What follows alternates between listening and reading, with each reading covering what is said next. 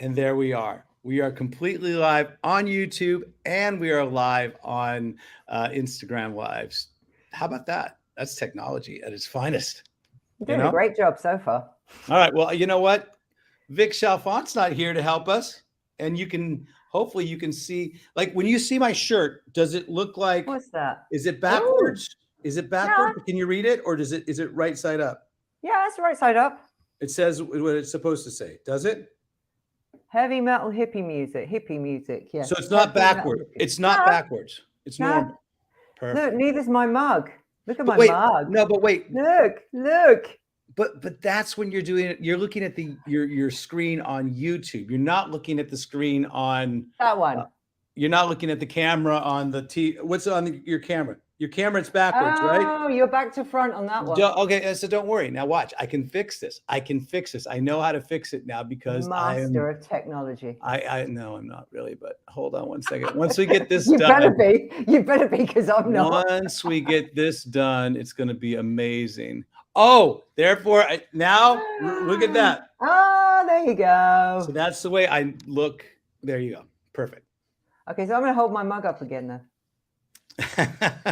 Well, if you hold your mug up, that's backwards, I think. If I hold because it you have to get the filter. You have to get the right filter. It's called mirror backwards. I got turned on to this filter. Who turned me on to it? Was it Nick Lasanti? I think it was Nick Lasanti that turned me on to it. So you have already to pay for it.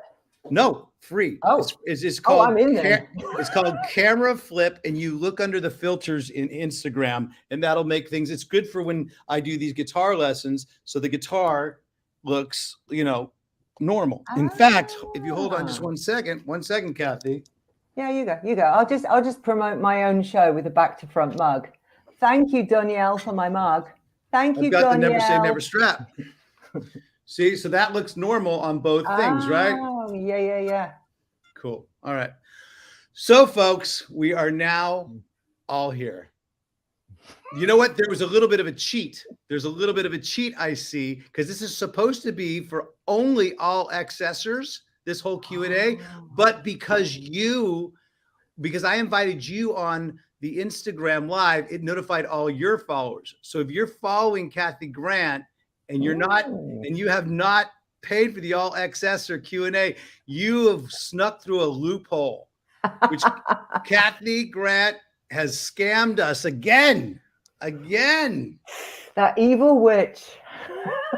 Can everyone hear me? Everyone can see me? All good on YouTube and everything? Yeah, we can still see your moustache. Yeah. All right. Well, how's the poll going then? Come on. Okay. Here's the bottom line. The bottom line is that Team Stash won out. All right. But I did receive a DM from a certain South African who said, well, wait a second, doesn't my vote count a little bit more? Don't I get like a little bit more of a percentage of the votes because it's me, and you live with me, and I'm the one that kisses your face and blah, blah, blah.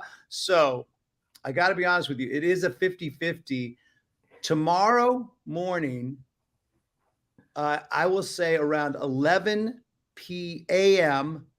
West Coast time, because we're in Portland now. Around 11 a.m. ish, somewhere around there, early lunchtime. Look for an Instagram Live, because I might do something completely crazy. I might shave the mustache off live. See, you talk about all access. You want all access. Wow. So, well, we'll look forward to that. And I'm team B. Go B. So wait a second. I see a few people that are on that have made it to the YouTube link. Thank you very much. Burke Holder is on there. Bry the McD, Federock.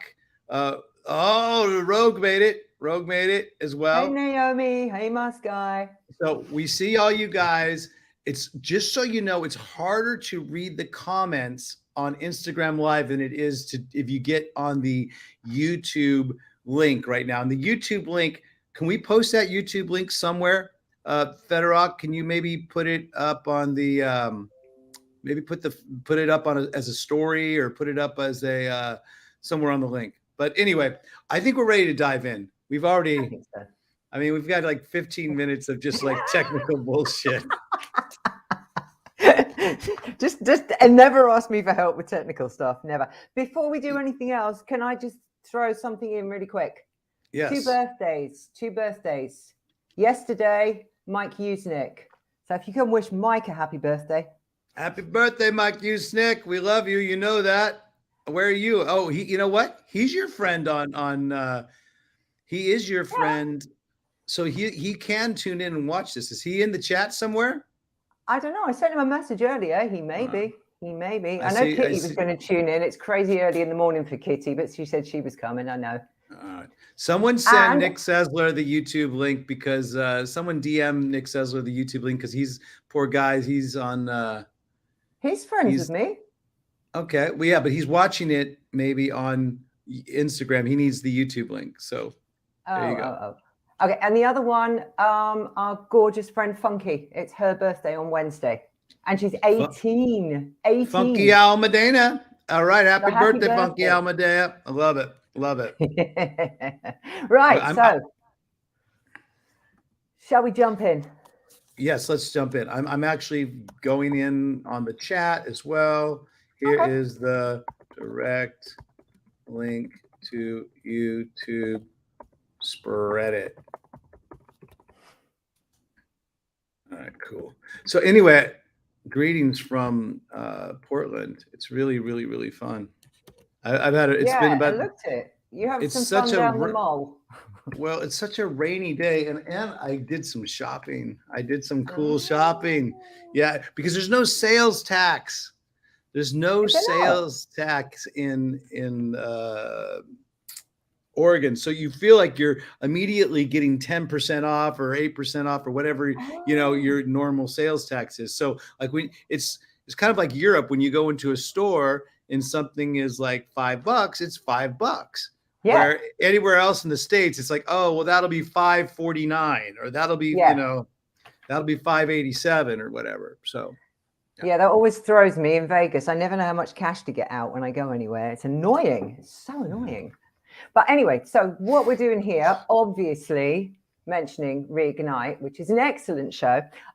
We were going to do questions from my viewers, but our time got away with us. So I still have the list of questions right here that you have kindly agreed to answer. So shall I throw the first one your way? Now, are these questions from any of the All Accessors as well? Because maybe there's some All Accessors as well as Reigniters that are both, there's synergy going. Because all this whole thing, whether it's Usnick and the Pink Sock podcast, or it's Funky Almadena and Kanak with their podcast, or if it's just, in the Trenches podcast, Reignite podcast, there's a lot of synergy going on. That's my point. There's a lot of people working together. So.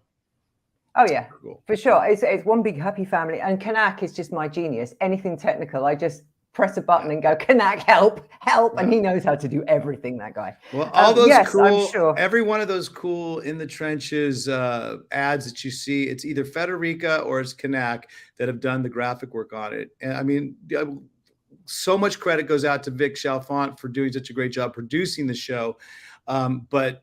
When it comes to the graphic arts, they're the ones designing all those things. Kanak sends ones every single week, and he works in coordination with Federica, so it really works out good. I'm glad to see that Kitty Oates has made it into the YouTube link. She's in the YouTube link right now, so she's all good. So there it is, All Excess and Reignite combined. Yay. Superpowers. And I'll say that Kanak, up until my last show, Kanak was doing all of my promos as well. But he's encouraged me, and I finally learned how to do it. But he's done all of my promo stuff too. Anyway, I'm going to throw a question at you. Nick Sticks and Stones is your first one. All right. How do you approach the songwriting process? Lyrics first or riff?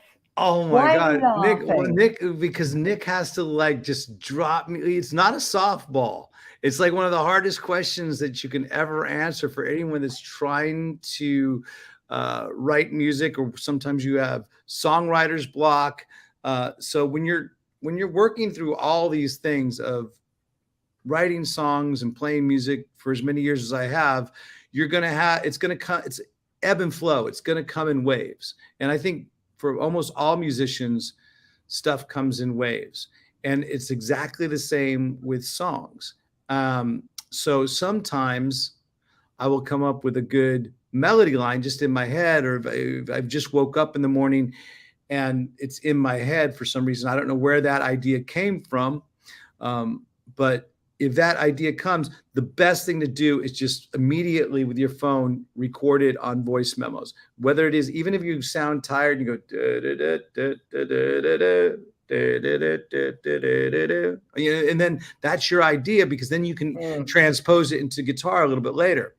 Sometimes you're just jamming, doing your motor skills exercises, just trying to get faster or more precise with your scaling and technique and soloing or whatever. And then a riff comes about and you go, where'd that riff come? Then you work on that. Same exact thing though. Take out your phone, immediately get the idea while it's fresh in your head, because I guarantee you 1 or 2 hours later, it might actually slip away from you. Sometimes a good song title will come the same way. I use notes. I put it down in notes. I don't do those so much audio wise, but I have that thing on my phone where I can just write. I have a ton of different little lyric lines that hopefully someday will make it into another Ryan Roxie song or some sort of project that I'm doing, that I'm working on. So yeah, it is a combination of riffs, melodies, and lyric ideas. You never know which one's going to come first, but when that does come, immediately try to grasp it and get it down on some sort of recording device or some sort of notes device so you can remember it for later. Okay. All right, we're going down the same route then. His producer's gone to bed now, but Ash wanted to know, which is your favorite song you've written and why? Wow. Hi, Kinga. Another good question. Kina, sorry. Kinga. You can say Kinga. I finally got, that was the mystery for forever. I know. She spells it Kinga, but then everyone says Kina, but she goes, no, call me Kinga. So I just say Kinga for now. I just say it how it's spelled. That's how I do it now. Yeah. So anyhow, favorite song you've written and why? Wow. They're kind of like, it's almost asking someone like, who's your favorite child? You know what I'm saying? I'm not going to do that. It's asking like you, what's your favorite vape pen? Do you have a favorite one? They're all special to you, apparently. Okay, I'll put it down. Yeah. I'll put it down. No, you don't have to put it down. It's fine. It's fine. You vape all you want. I'm right now. This water is going to turn into wine pretty soon. Yeah, but it's still same a little here. Early here. Favorite song. Oof. One of the most, I think, important songs I wrote, because it was really heartfelt. It took a long time to craft and get together, and I'm really happy with the way it turned out. Second Chances. To this day, that song means a lot to me, because it truly is one of those life sort of lessons. I could have, instead of enjoy the ride, I could have easily, used second chances. If you don't believe in second chances, you're only living half your life, but that's a little bit long to write on things. I think enjoy the ride is much simpler.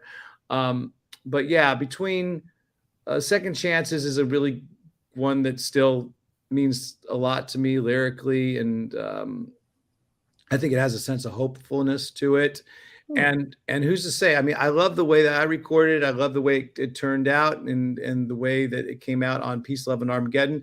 But if someone was to re-record it and make it their own, to do it their own way with maybe updated production, because that song was way back in the 90s that we recorded that, or and did it. Or maybe it was early 2000s. It was a long time ago. Put it that way. Yeah. It was at least 20 years ago. And I feel that maybe a good song is a good song, and a great song is a great song. And I don't mean to be all egoed out, but I love that song. I think it's a great song. So I mean, very few times I sit back and say, okay, that's a great song that I wrote. But I think there's a lot of good ones, and I'm happy with it, and I'm confident. But that one's special. So there you go. That's my answer. Okay, cool. All right. Now, there are several people asking very similar questions. Okay, so combine them. I will. We've got Ryan Roxie 77 fan page. We've got Lynn Barker. We've got Flora Lee. We've got Naomi. And they were all asking along the lines of any solo projects in the pipeline, new album, solo tour. And if you are doing a solo tour, will Robbie be joining you? So it's all around the solo area. Got it. We'll put it this way. You know, if I have a say in it and I have a choice in the matter, Robbie will always be involved with it because I really love playing with Robbie. I think Robbie Miller is amazing musician, amazing songwriter, great singer, and someone that can hang, you know, that X factor, being able to hang with people on the road. He's great. And you know he's my cousin, right? What? We worked it out. We're probably related. My maiden name is Miller, so we've decided that we're cousins. All right. Yeah. I mean, it was back in. I mean, the lineage of the UK is pretty much everybody's. You know. And where he used to live is just around the corner from where I live now. So hey, it's such a fine line between the UK and West Virginia. You know. But and his new song's amazing. I gotta thank TK and Jacqueline for these beautiful snacks that we're enjoying today. We got a nice big care package a couple weeks ago, and we're still munching on them and stuff. But one of these days, I'll have to send you Jaffa cakes. You need to try Jaffa cakes. Okay, yeah. A little bit later, I'm going to probably document it because you guys have been seeing my documentation if you're an all accessor. And if you just got in through the loophole of Cathy Grant's Instagram Live, then you haven't seen all my updates about me walking around Portland. But today, I've already been, that place was Starbucks, by the way, that I was at, where it was raining out. Went to Starbucks, saw some really cool street musicians, went to the new Apple Penitentiary that's there. God, I'm telling you, dude, it's like all the future is so dystopia here in Portland. But later on, I'm going to go to Voodoo Donuts. But we're talking more about the solo stuff. Solo, yes. The bottom line is this. Mm-hmm. Hopefully, I can find some time and budget my time in 2023. Because 2022 right now, the way it looks, the way that we have, you know, leg one set up, we're right, you know, in the home stretch of leg one, which is the red leg, I think. Then we've got this white leg, which would be, you know, the all excess white leg 2 sort of thing, where it's all Europe and UK, and we're playing with, you know, this is all Alice Cooper dates. And then there's a third leg, which is the blue leg, or the third leg of the tour with the Alice Cooper. And that's going to take us all through September, October. So, and then there's the holidays. And then, you know, there's a bunch of personal things that, you know, obviously with the holidays, and then huge move, all this kind of stuff. There's so much stuff going on that I need to basically compartmentalize music, my own stuff, in between getting songs, recording, all that stuff done, so in hopes of 2023 getting out there and starting to do some more touring and stuff like that. So look for 2023 to be some busy year for Roxie. And again, hopefully Alice will continue his, you know, triumphant march into the sunset. You know what I'm saying? He's going to play as long as he can. And if it takes, you know, in his mind, if it takes 5 or 10 more years, great, you know? Good. Yeah. And that's the way we look at it too. But you know what? We're excited to be doing 3 legs of an Alice Cooper tour this year, and then excited to see what happens next year as well. But I am obviously focused on my own stuff for 2023 as well.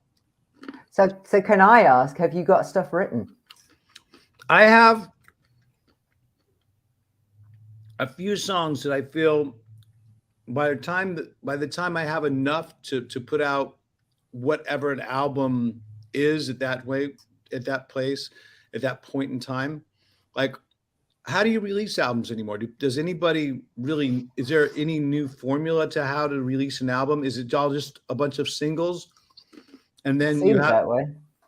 or do you want to really do a concept and put out an album as a complete experience concept, but it has longevity because it's tied in with NFTs or it's tied in with, lyric videos, and there's a certain release timeline that you put it out at. I don't know anymore, man. I do know that because of these little things you're watching right now with a telephone, our attention span gets shorter and shorter. So the ability to take in a whole album is insane. Like, when was the last time you heard a band that even wrote a 6-minute song? Yeah. And we just had Mick Box on In the Trenches parking lot, or In the Trenches podcast. Yeah. Their band at one point wrote a 23-minute song. When does that happen anymore? Will it ever happen again? No.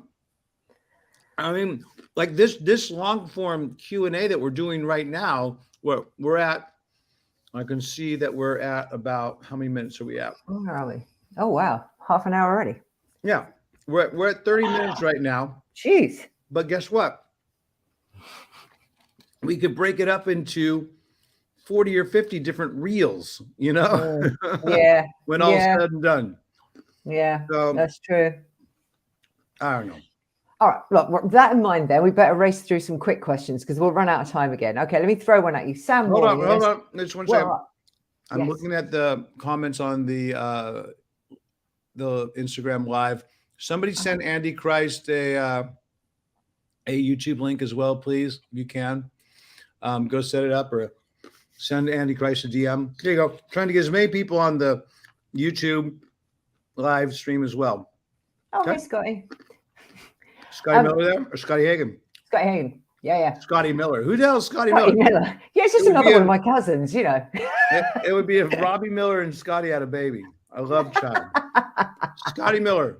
Right, come on. Right, listen you. Right, Sam Wall, okay? Who is your Dream Trenches guest? Wow. Or have you already had them?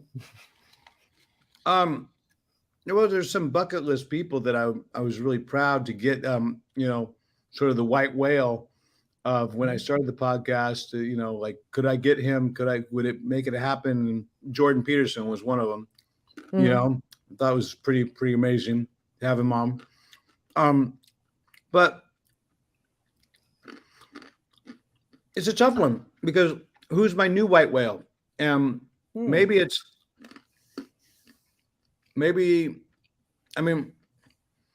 don't know if he'll be doing interviews anytime soon. And, it's obviously going to be a huge grieving period for him, but to get Dave Grohl on would be very, very, very interesting. At one point, when he's ready to talk, because talk about a life that's the highs of the highs, the lows of the lows. For sure. He's experienced it, now twice in 2 different bands. The worst thing that can happen to a band. So, I think his story would be really, really important. I just want to get more comfortable with talking with rock stars, celebrities, actors, actresses, comedians, normal people that perhaps don't have entertainment in their job description, but I just want to get more comfortable to be able to do that kind of stuff. I've actually been getting into. I know I'm real late on it, but the whole Call Her Daddy saga, because her name is Alex Cooper. Okay. And when they kept saying Alex Cooper, I was like, Alex Cooper? No, that's our Alex Cooper. And I was like, no, it's a blonde girl that just got I think she got $60 million Spotify deal for her podcast. Wow. And if that's not inspiring to you, I mean, and to me, and to everyone, pink sock people, and to the, anybody that's doing a podcast, any one of our family, if that doesn't inspire you, and I just got into the whole, how did that happen? I just realized that people, it's got to be natural. They like it when you just talk natural, and maybe bring up some more controversial subjects with my in the trenches guests. I don't know. I've been always really reluctant to talk hot button issues because I don't really want to divide our group. I really love the RGA. And I think everybody in the RGA is kind of, there's right and there's left, but we kind of all meet a little bit more in the center. And I love that about our group. So I kind of want to avoid these kind of issues, but then sometimes maybe they need to be talked about. There was an opportunity to have Ted Nugent on the podcast. Really? Yeah, a couple of weeks ago, but it was right when the Ukraine-Russia war broke out, and I was like, I really don't want, because I'm a guest speak, but I don't want him saying stuff that I'm so in disagreement with that I'm going to have to start something, and then, but maybe it's a conversation that needs to be had. It's a difficult one, isn't it? Because you can have a bit of controversy, but then if it starts to get uncomfortable, it can become uncomfortable viewing. But then it's the way you handle it. I mean, I respect the fuck out of guys like Joe Rogan that are able to have very difficult conversations with a multitude of guests, extreme left, extreme right, totally polarizing political views, and he's able to navigate the ship. And I want to be able to navigate the ship without being, two things. But I can't. I got. You know what? I got to tell you, these are addicting. These are so addicting right now. Did you say addicting? It's not addicting. It's addictive. Gosh. Sorry, I'm back at school tomorrow.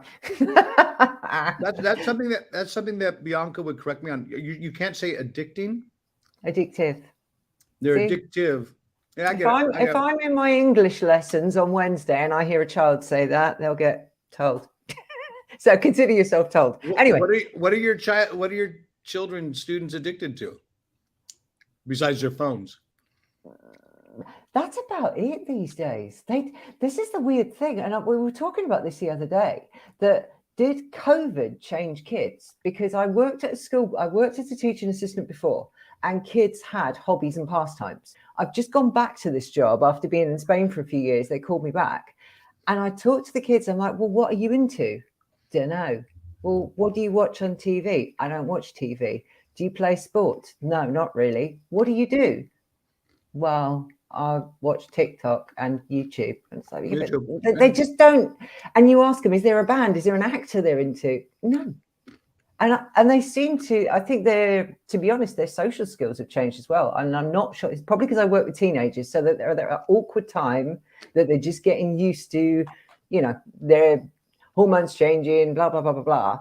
And then they got taken out of that interaction period for about 2 years. And a lot of them really seem to be struggling with it. And they don't seem to want to get close to anyone or interact with anyone or get involved in anything because they kind of feel like it could all be taken away again. It's really, really strange. It's really strange to see. And weird social experiment. Weird times that we're going through. But you know what? Yeah. Don't think that it's that much different than when we were kids, because there's still those same emotions. We just have different technology that they have to deal with. For our parents and our grandparents, they must have felt some empathy for this TV generation. That we had this box that we would just look at, all the time, which we watched a lot of TV growing up, no doubt about it. But now we sort of feel bad for these kids that are raised on iPads and iPhones. And it's like, no, it's just another tool. Yeah. That they have to deal. They still have a lot of the same raw emotions, but I get it. I mean, look, we're evolving as a civilization, we're evolving as a human race, and some people can say devolving, some people can say evolving, but we're always going to change, to our environment, but there's going to be certain things that remain the same, and I think those are the raw emotions, and that's the reason why I continue to play music. That's the reason why all you guys should continue to play music, learn music, because music evokes a certain emotion that no other form of communication can. Or it's amongst the most unique, because a song can make you laugh, cry, happy, sad, and so can a good dialogue. I have to stop you. I have to stop you 1 second. Somebody in the chat, Peter Duggle, and I'm going to do some shameless self-promotion. Peter Duggle is the musical partner of Mr. Wolfgang Fleur from Kraftwerk, and Peter Duggle is going to be my next guest on Reignite on Friday, May the 6th. So thanks for joining us, Peter. I'll be seeing you soon. Anyway, some shameless self-promotion there. Oh, while I'm at it, can I announce my other show as well? Friday, June the 3rd. I guess if I said no, it wouldn't really matter, would it? Because you're going to do it either way, right? I'm going to do it anyway. Yeah. Absolutely. I have Billy Morrison on Friday, June the 3rd. If anyone doesn't know who Billy Morrison is, he's an incredibly talented guy, artist and guitarist who plays with Billy Idol. So he's coming on Reignite. Anyway, you were leading me nicely into a segue for a question from Kitty Oates with what you were just saying about the power of music. Kitty asked a great question. What is the one song that instantly transports you to another place the moment you hear the first note? Wow. Well, I'll tell you my one. My one is Torn by Natalie Imbruglia, because the first time I went on my favorite ride in Las Vegas, they played that as I went off on this ride. You're not taking the piss out of that song, are you? No, I mean, I love Natalie Imbruglia. On your nuts. I love Natalie Imbruglia. I think, that song was recorded like 6 or 7 times. When I spoke earlier about maybe Second Chances being re-recorded at some point by another artist, like 3 or 4 other bands had released that as a single, but really? But her version was the one that did it. It was, It transports me to Las Vegas. The second I hear it start, I'm in Las Vegas. So that's my one. Come on, what's yours? And dearly beloved, we are gathered here to get through this thing called life. That organ that comes in right at the beginning. Yeah. If you think about it, for me, Prince, the year was 1984, I believe. And Purple Rain came out. That song came out. I was living in Los Angeles. I saw that concert. I saw the Purple Rain tour at the LA Forum. Oh, you lucky bastard. So whenever I hear that, it just reminds me of an entire time of living in Los Angeles, and a very cool, tumultuous time emotionally, but ultimately it shaped who I am today. That year. Yeah. There you go. And it was 1984. It's so Orwellian. It's literally Orwellian, 1984. And those of you that don't know, well, read a book. Oh, yeah. If you haven't read that, you haven't lived. Oh, actually, I've just thought of something. I had a very, very strange question sent into, well, it's not a question, it's a request from somebody called, I don't know if you know him, I don't, Glenn M. Lee. Okay. Mean anything to you? No, okay. He sent a question in that said, the Alice Cooper Band doesn't have a werewolf song, and he's written one. Okay. And where can he send it to? Well, I mean, every band needs a werewolf song. Warren Zevon, Werewolf in London, is probably still the best of all werewolf songs. Ryan Roxie, on the other hand, does not have a werewolf song as well. So, I mean, I think for some reason, Alice has cornered the market on Frankenstein songs. I think he's run the gamut on Frankenstein. There's a Teenage Frankenstein. There's a Feed My Frankenstein. There's a, but yeah, werewolf song, huh? Like any musician that DMs me and says, "Oh, I want you to listen to a song. Can I send you? Can I send it to you, or can I send you the CD?" And I always say, "Look, save every single CD for your fans. Sell them to your fans because your fans will support you, and it costs money." The whole process of sending someone something physical and tangible, it does cost money. It's postage, all this. Save them for your fans. Don't send files anymore because people, again, don't have the patience or they don't have the attention span to actually download and then listen to it later. Because usually they'll say, "Oh, well, they see it in the email and they go, oh, I'll listen to it a little bit later." If you have on an unlisted YouTube link or you have a SoundCloud account and you can say, "Can you please check this song out," with the link that goes right, the hyperlink that goes right to the song in an email or a DM, your odds of that person listening to the song are much higher because at that moment they'll go, "Oh, I've got time. I can do it right now." And they'll listen to it and then they'll give immediate feedback. But a lot of times, when people say, "Hey, do you mind if I send this to you? I'm going to mail it to you. And then, or I'm going to put it in your Dropbox," and all that kind of crap. No, just get links ready. And that's for everybody today. Because because how much I do my best to get as many people to be as sort of engaged with as many of the fans as I can and musicians I want to help and I want to inspire. But there's only 24 hours in a day, and you have your own stuff going on. I have to figure out how these pillows are supposed to get straightened at one point. I love this hotel. This hotel's awesome. First time we've had a nice stiff bed the whole entire tour. Oh, really? Right. You didn't tell us, by the way. You said you had shopping over there on the bed. What did you buy today? Did you run out of the amount of underpants and socks that you packed? Let's have a look. This is my big purchase today. Come on, then. Let's see. Can you see that? How cool is this? Now you want the unveiling of what I bought, folks? Oh, you know what Vans are?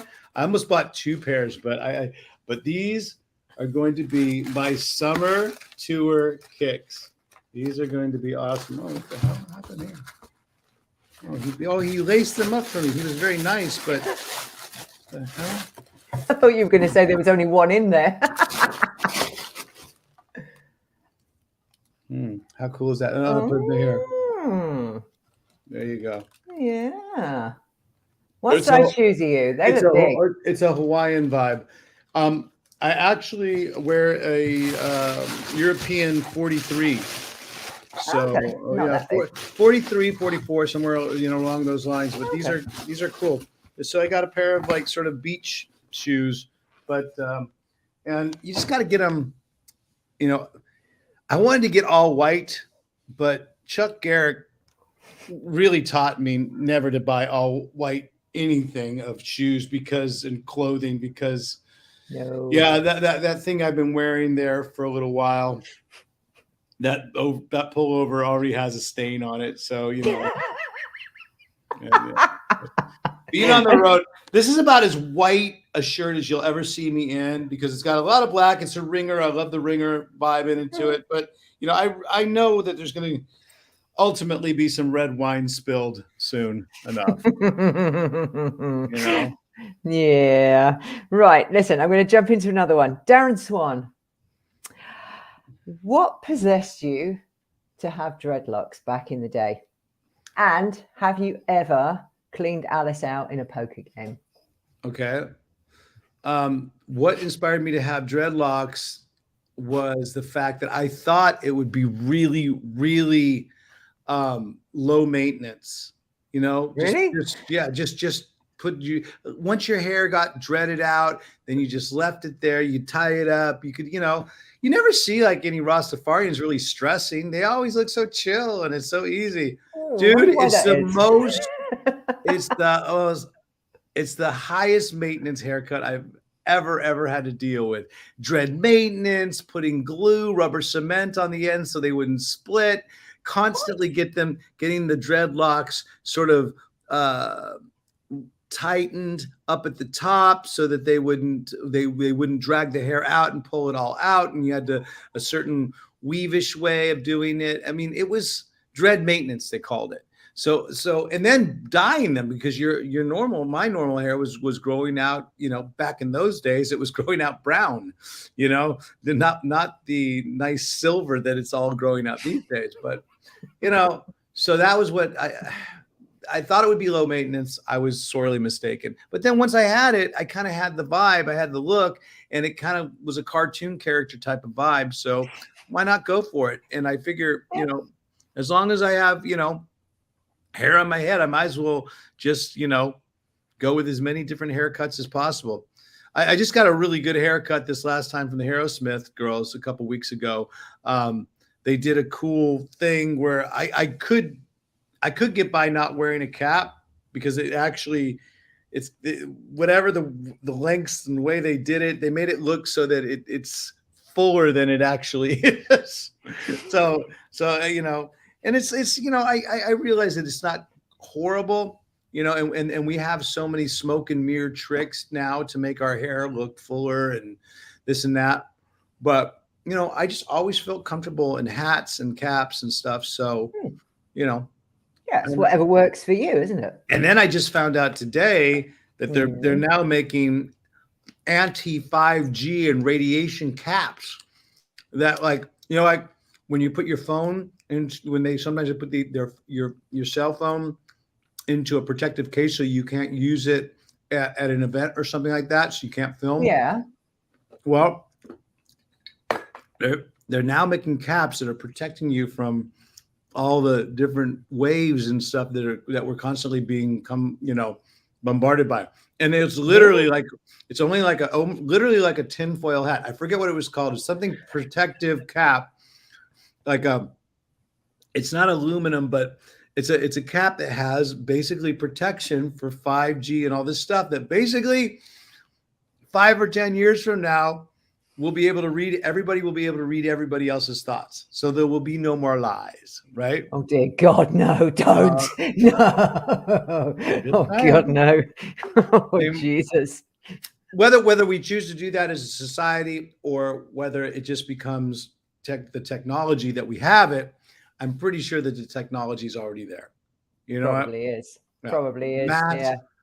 Mass persuasion, mass, sort of. We can make an entire group of people think one way. But yeah. I know it sounds very tinfoil hat and very conspiracy theory, but you know what, dude, go on to Amazon. Those hats exist. That's the funny thing is that they have protective caps, hats, and hoods. Yeah, my hair's too big. It won't go over the top. Anyway, his other one. Have you ever cleaned Alice out in a poker game?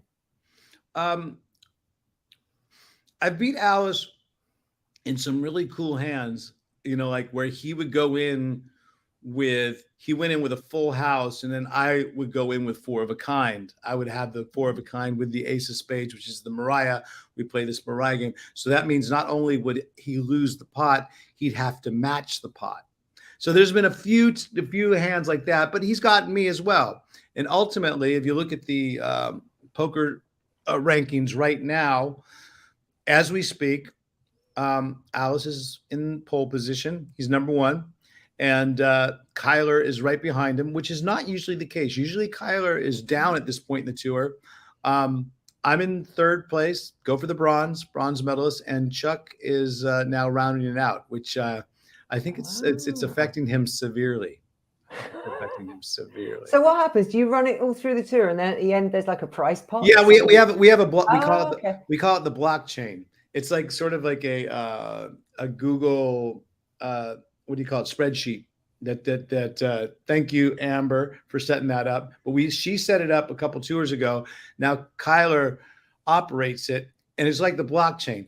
We do a $10 buyout every single night, and then at the end we all cash our chips in, put them back in, and it all should zero out, go out to zero. Okay. And then who's ever plus minus, it shows up on the final thing, and then we put that down in the ledger. So we have a ledger blockchain technology that we're using. which is Jesus. more reason for me to buy the cap so that they don't know what hands I have. Well, I went yesterday. I went to a slot tournament. The local casino had a slot tournament. You just turn up, register, and then have you ever done one before? You literally go to the casino. They call you to a seat, and you have 2 minutes to just keep pressing the play button to try and win as much as you can. And at the same time, they have all these like jewels dropping down the screen. So with your other hand, you have to grab at the jewels while you're pressing the play button. I've never done it in my life. It's 2 minutes of complete insanity. Everyone's just bashing these buttons. I can imagine it being like in those wind closets with money going everywhere. And yeah, it is. It's kind of like you're like this. I stopped playing slots when the when the handle. What do they call that? There's a certain thing they call that. Pull the crank handle. Yeah. Well, it's a handle, but they used to call it something. One arm bandits. The one arm bandits, yeah. But when you pull the lever, that to me was, and you actually stuck tangible money in. That's like I think I haven't really played a slot since then. I'll play the occasional. I'll put some, you stick a. What do you even do now? You stick a credit card in or something? No, and then you put a £5 note or a £10 note in or a £20 note. Okay, but then you get credits. You don't. That's that feeling of winning when it goes tick tick tick tick tick. That's the in dopamine that gets released. Yeah, so, I know. You used to have a coin bucket, and they all came out, and you scooped them up in the coin bucket. Man. I know. Anyway, I came second in the slot tournament. Imagine that. I won £150. So imagine if they still had that. If they would have still had that system, how fast COVID would have just been spread out to the entire world. Yeah. Who knows? Maybe the money, because it just seems it would be doused in COVID. All those coins. Marinated in it. Dude, I'm telling you, do not send me any more of these nuts. But please what flavor are they? What flavor are they? Oh my God. Wasabi and soy sauce. They're so amazing. Are they not hot? They're amazing. No. Unless all my taste buds are completely ruined now because of eating this whole entire can. I don't know. You killed your taste buds. Right. I've got to go for a serious question. Okay. We have a serious question. Let's do it. And the person has asked to remain anonymous. So please, if you work out who it is, please don't say their name because they don't want their name said. But the question is this. What advice would you give a student who gets stressed playing the guitar in front of professional musicians and other people? And what advice would you give to a person before their first performance? My advice would be to look at the back of the arena. Look at the back of the club. Look at the back of the theater. Look at the back of the coffee house. I don't care what gig it is. I do it to this day. Whenever it's not even feeling nervous, it's about feeling like you're reaching the entire room by looking and focusing on the last person that you can't really see and probably can't really see you in whatever venue you're playing. Because then all of a sudden, there's a sense of like all these other people that are around are included in my sort of reach, but I'm focusing on this one person because I'm just playing in front of them right now for their moment. And I'm making it special for them because then all of a sudden everybody else is part of it, but they're supporting it and they're not judging it. Because I think sometimes you can get a little bit inside your own head that everyone is judging your playing. Well, trust me, most people, I would venture to say 99% of the people are thinking about themselves first. And then they're thinking about how their sort of reaction is to you. And most people are empathetic, man. Like they're already coming there to watch you perform. They know your vulnerability. So the fact that they've come there to see you perform is enough. That's already supportive. They've already been supportive. Now, if you mess up and you're on stage and you make a mistake, you need to realize really early on that most, again, 90 in the 90 percentile of people won't realize that mistake because you live with it, but they're just experiencing it. And they come with, they're actually coming not to judge, they're coming to be entertained. So the only person that's really going to tip it off and blow their cover is the person on stage if they make a mistake and they act all crazy about it. I mean, it's like you have to be really, really in denial. If you're messing up and you think everything's fine, when things mess up, but your audience doesn't. So just like any professional football player, just like any professional sports guy, you're going to mess up. There's no doubt about it. If you're in the game, you're going to make mistakes, but it's how you recover from those mistakes and move on and don't dwell on it. I think those are things, because once you start dwelling on a wrong note or this or that, or something that didn't sound right, or something that you wish you could have done better, then you already have another, future note that becomes vulnerable.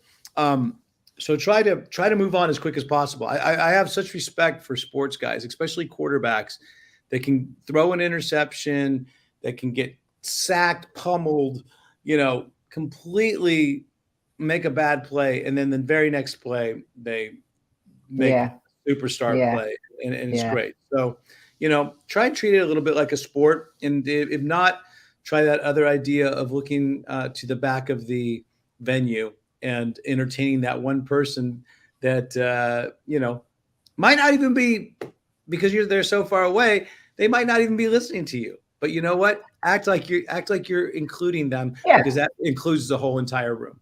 Yeah. But what about, like, say, on a one-to-one situation? Because I know I hear with Ash, like, he goes and he performs on a stage and that's fine. But I know if it's me, he wants to try a new song out, he doesn't like to just be in the room with me because he finds that more uncomfortable. So say in a one-on-one lesson with you, if someone was uncomfortable, how do they overcome that? How do they not get stressed about that? It's like, it's Ryan Roxie teaching me guitar. What do I do? Maybe act like, then if that's the case, you're focusing too much energy on one person. You got to lower that and realize that person has made tons of mistakes themselves. And maybe you do the exact opposite. Instead of playing for that one person that's in front of you, act like you're playing a show. Yeah. Like we're having this one-on-one conversation right now, but in the back of my head, I know that there's a bunch of other people watching too. So it is a little bit of performance going on as well, because maybe I might not be as animated. Maybe I might not be as more, like performance. If it was just you and I talking at a bar, people might think I was crazy. I started doing, hey, what's happening? Hey. So, in that sense, if you're freaked out by one person, you got to really lower the importance of that one person, because, and know that they've made the same mistakes you have, and if not more, and also know that they're just one person. You can act, you can pretend that there's, if it makes you feel more comfortable, pretend that there's, what's your sweet spot? Everybody has a sweet spot of people that they like to perform for, because that's the thing. Like, people have asked me, it's like, you've played stadiums, you've played arenas, you've played clubs, you've played coffee houses. What's the most intimidating, or what's the easiest? Where do you feel most comfortable? What's funny is that the stadium, I felt comfortable as hell when we did that show in January with 77,000 people in Sydney Coliseum. Yeah, the firefighters. Yeah. Playing with Queen. That was some of the most comfortable feelings I think we ever felt, because it's just so massive. At one point, you just got to go, man, I'm working this entire room. Because if I go, wow, like that, it's not, if I make a move, it's not just 10 people seeing it from the audience, it's 10,000 in a crowd of 77,000. You know what I'm saying? If I, so it's all relative, but it's I feel comfortable in front of bigger venues. The bigger the venue, the more comfortable I feel. Put it that way. Oh, really? Okay, interesting. Actually, there was another question. Hold on.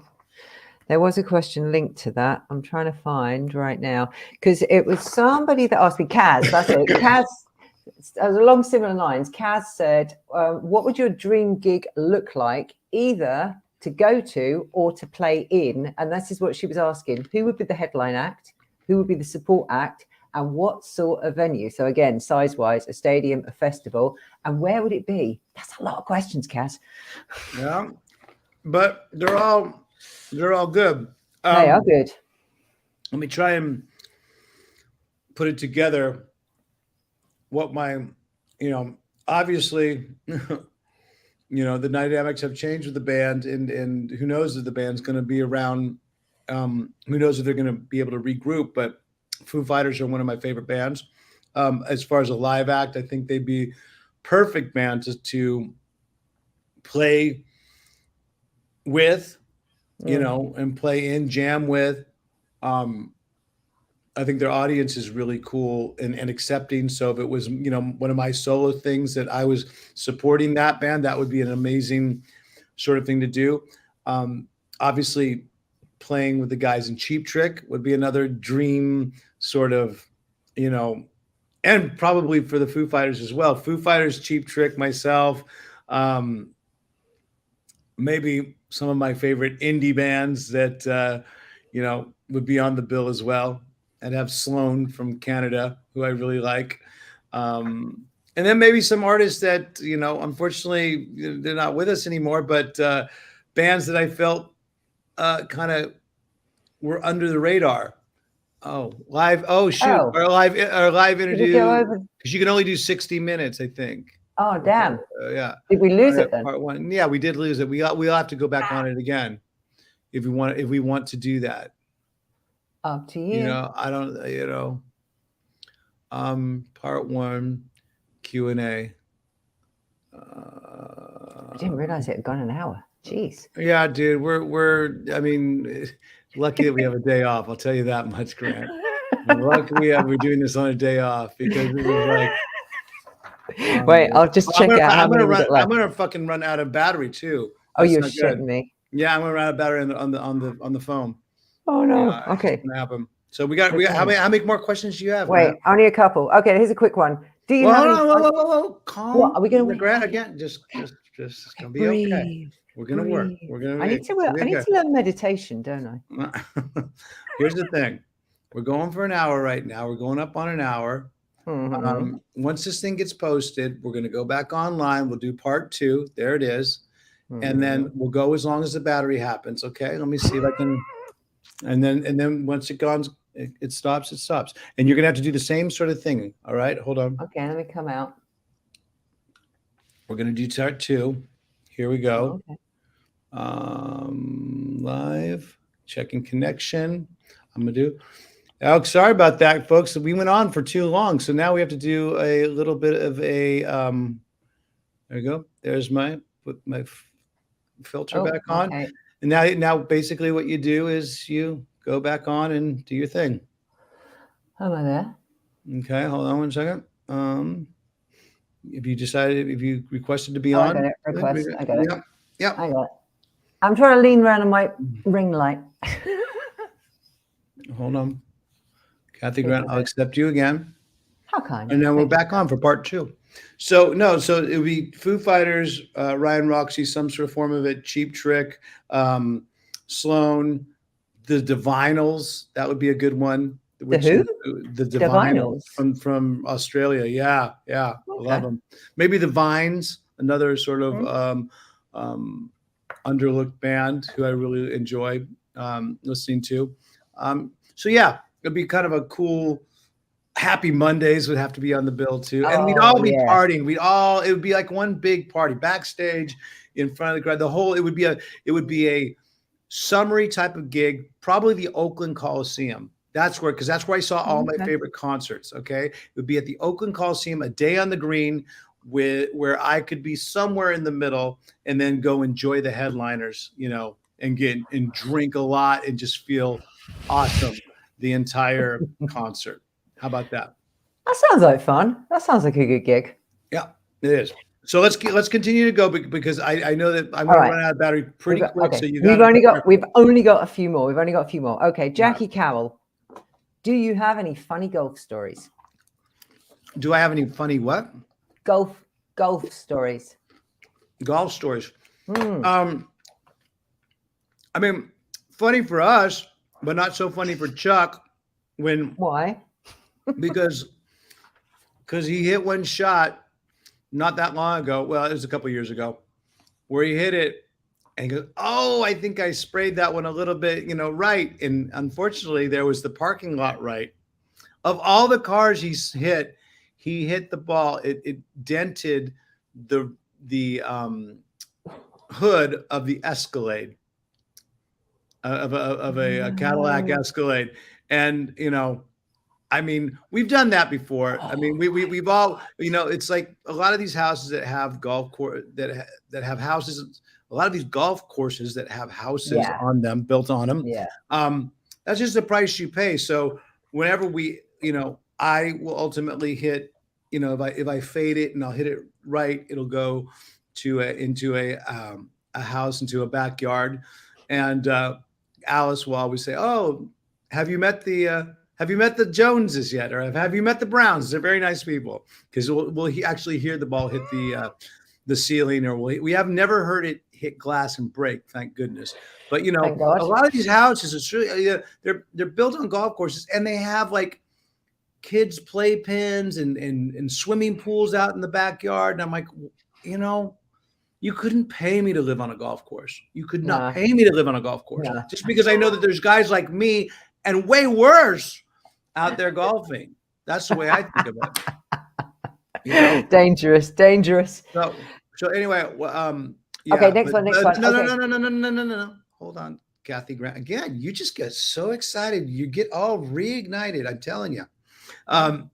But what a funny golf story was, I almost killed one of my idols the first time I was golfing with him. I don't know if that was funny. It could have been tragic, but yeah. But we were golfing with Rick Nielsen from Cheap Trick, guitarist of Cheap Trick, and he's way off to the side, and not it was almost an impossible shot to even come close to him. And I buzzed his head like about 3 or 4 feet. He had to like sway, and it was like, and after that he's like, "You almost killed me, Roxie. That would have been funny." And I was like, "Oh boy."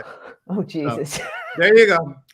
There's your funny golf stories. Right, there you go, Jackie. Okay, Mike Usnick, Mr. Birthday Man himself.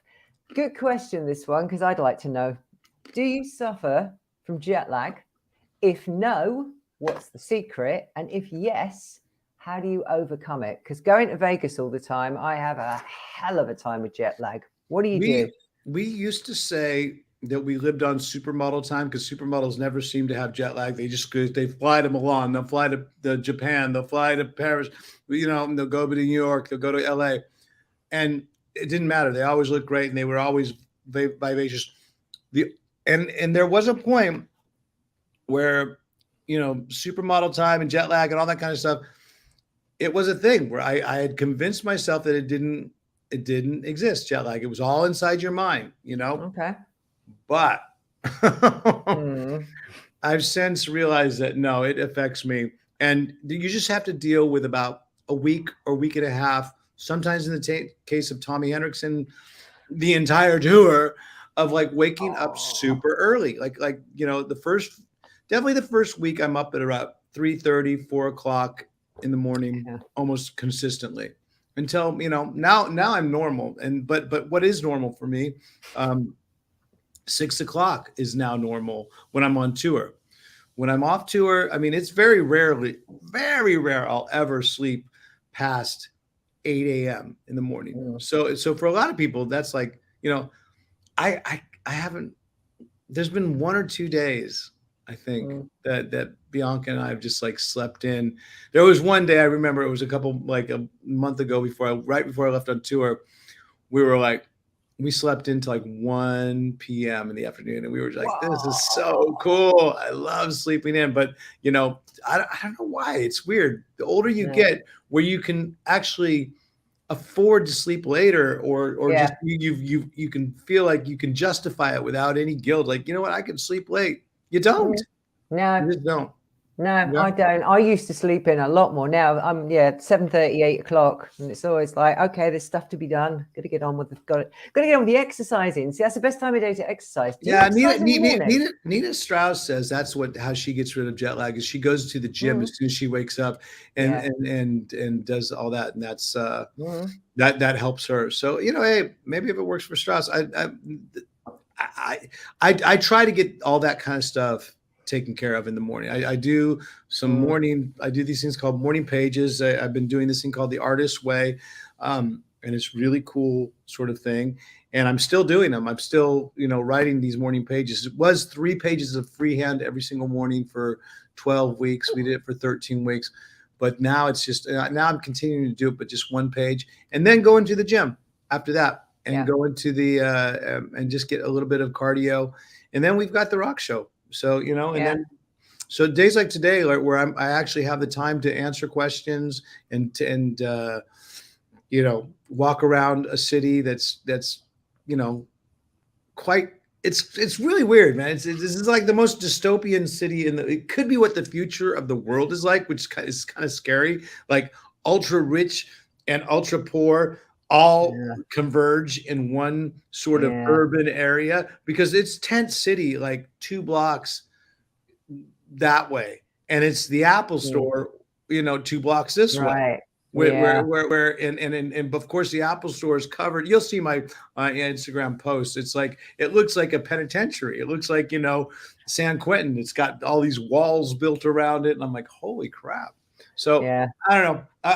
But I'm happy to be able to see this city, and I'm happy to be able to be on tour with Alice Cooper 2022 ACBC. Alice Cooper, Buck Cherry. Only 2 more shows, folks. So I don't know if you guys are coming to the Portland area or the Seattle area. We got 2 more shows with them, and then we're going on with Ace Frehley for the last run. And that ends at the Greek Theater. Who's coming to the Greek Theater? Coming to the Greek. And then when you get over here, we get the Cult. So that's one of my bucket lists. I got you guys and the Cult. I'm really, really looking forward to that. The Cult's going to be great. And then I saw some dates also in Europe with Michael Monroe. So that's kind of cool too. Oh, damn it. I would love to see him. Okay, 2 more questions. Yeah, you still got enough battery? 2 more? Might be enough for 2 more. That's it. Okay. We're not in the red yet. Okay. My one is, what were you like at school? It's what I always ask guests, and I didn't get a chance to ask you. What were you like at school? Did you do your homework? Were you on time? Did you get detentions? What were you like as a schoolboy? I think I kind of did everything but fit in with nothing, if it sounds weird. I was kind of a little bit of a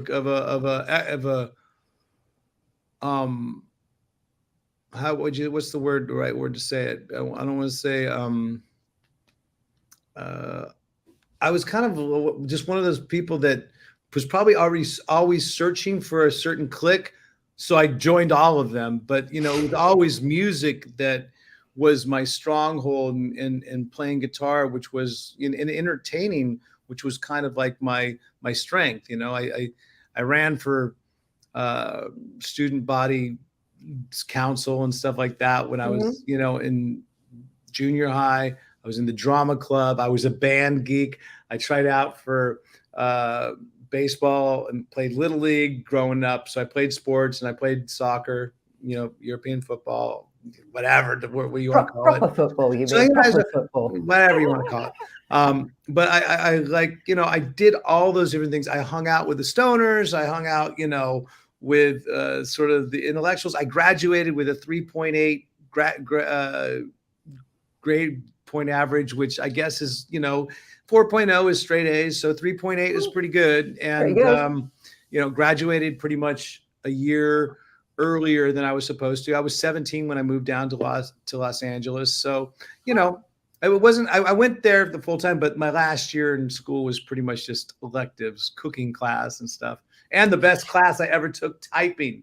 That was my best class I ever took. No. Yes, I remember my teacher. She was the best teacher in the world because she was just really, really wasn't strict, like she hit you or anything, but she was really pedantic about getting the right hand, the right place. To this day, I can type fast. I can do really good. And when computers came about, that was my most favorite class I ever did. But, you know, so anyway, that's the way I was in school. Kind of like I was a smart idiot.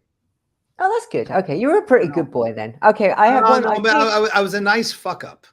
Okay, a nice fuck up. Is that how you'd like to be remembered? Is that what you could have on your gravestone? He was a nice fuck up. A nice fuck up. Well, maybe. I think everybody should be a nice fuck up. Everybody should. If you're a fuck up, you should at least be nice. Yeah. We all fuck up. Trust me. Of course we do. All the time. All the time. Okay. I've seen our beloved Mask Guy in the chat, and the very last question of the day will come from Mask Guy. I really like it. If you could be one of these people for the day, which one would you choose? Would you be Alice Cooper or Brian May? Well, I would be Brian May. Thanks, Mark. Because I feel like vicariously I get to be Alice Cooper. You know, I get to ride those coattails of Alice Cooper, so I know what it's like to be him each and every day. So I would love to be able to, because if I was Brian May for a day, I could have that knowledge of his guitar knowledge, like out of the gate. I would love to do that. And then I get his sort of insight with astronomy. And so, yeah, I would have to choose Brian May, but both great guys, both very, low battery. Here we go. Yep. We gotta go. We gotta go. But when you gotta go, you gotta go. We went till the battery ran out again. So yeah, I mean, even though they're both heroes of mine, Brian May is my guitar hero. So I would obviously want to be him and take some of that guitar knowledge with me when I became Ryan Roxie again.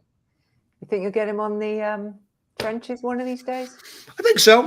You know, I would like to talk to him. You know, I want him to want to talk to me. You know, it's like I want every artist that comes on, I want them to go, oh man, I'm really happy to be on your show. It's like just like the way we had Mick Box. Like I love Mick, such a nice guy, but he was so appreciative to be on the podcast as much as we were appreciated to have him on. Yeah. So yeah, I'm looking forward to it. We got to run now, but make sure you check out everything that's All Excess coming up again tomorrow around 11, 12. Afternoon, lunchtime. Look out for another live broadcast. Might be something special. And then, who do you have on Friday on Trenches? We have who is it? Willem Wolf? Is it Billy Idol's son? What? Willem, Billy Idol's son. Really? Yeah. Oh. Yeah. Oh wow. I think it's Willem Wolf. I think the last name he goes by is Wolf. Am I right? Okay. Please, someone tell me in the chat if I'm right. Willem Wolf. Yeah, Willem. I know his first name is Willem. So Billy Idol's son. Billy Idol's son, singer. And I've got Billy Idol's guitarist coming up. See, look, the link. You see, it's still there. We're all joined. Yep, it is Willem Wolf. Willem Wolf in the trenches on Friday. But have a good one, Cathy. Thanks for doing this Q&A. Thank you so much. Everyone that snuck in through Cathy Grant's loophole of getting in. This is what All Access does. Well, but we'll do it a little bit tighter and not so technically challenged next time. Yeah. All right. Okay. Maybe we'll do a UK edition. I'm going to end this broadcast right now. So take care. Thanks, Cathy. I appreciate it. Have a good one. Hold on. Cheers. Don't.